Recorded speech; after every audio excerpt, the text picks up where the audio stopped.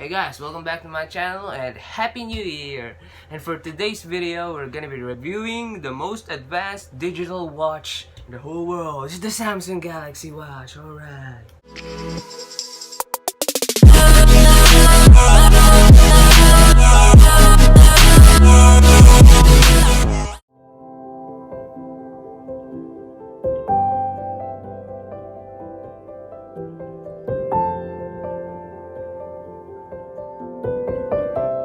What's up po sa inyo mga kaigan?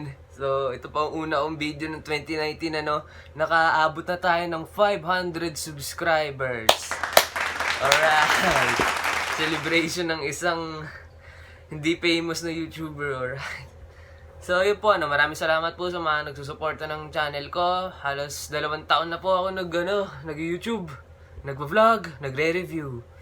At ngayon, sa review natin, itong relo na to. Itong relo na to na parang cellphone. Alright, buksan na natin guys. Ay, yan na siya. May kita nyo, yan po ang So, tulad ng cellphone, ito ay naglalak. May screen lock rin ito. So, pag hindi mo ginagamit, hindi siya bubukas. Para mapahalagahan yung baterya natin, So, para bumukas lang to, igaganito nyo lang yung kamay nyo. Tilt lang na konti, bukas na. Boom. Yun na. So, nakikita po yan. Ito po yung screen niya. Namamatay rin pag hindi ginagamit. So, pwede nyo naman i-set yun kung gusto nyo palagi nakabukas. So, buksan na natin guys. Yan. So, may lock to So, napansin nyo, bukas na kagad siya pag ako gumagamit. Pero pag iba yung gumamit nito, magkakaroon siya ng security lock. So, pwede ko po maglagay ng lokasyon mo. Ito pa yung mga applications natin. Web browser, gallery, calculator, play store. Pang text, pwede ka nga tumawag dito Yan mga contacts po natin. Pwede ka tumawag. May speaker po tong relo na to. So, ayun po Ito yung web browser. Pwede ka mag-search sa Google o kahit Ayan. Touchscreen. Legit po to. Ito po yung back button. Ito naman yung home button. Nakikita nyo po dyan. Yung dalawa dyan maliliit na button. Buksan po ulit natin. Calculator. Gumagana. Pero wag nyo itong gamitin pang kodigo Ito po yung gallery natin. Pwede kayong share it. Galing sa cellphone nyo, papunta dito sa relo. Alam nyo na, ang kodigo na naman. Kayo talaga.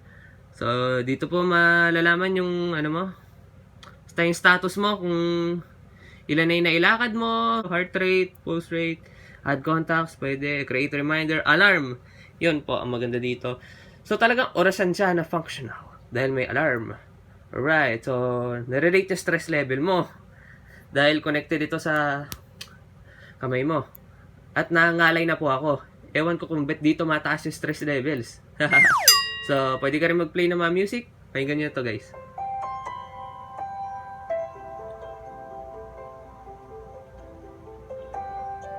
Diba? Astig, diba? So, barometer, yung weather, pwede nyo rin malaman. So, halos lahat ng nagagawa ng cellphone, nagagawa nito. Pero lang camera. Pero alam niyo naman ang mundo, nag-a-advance. Yan, nag-a-advance tayo, So, ganun.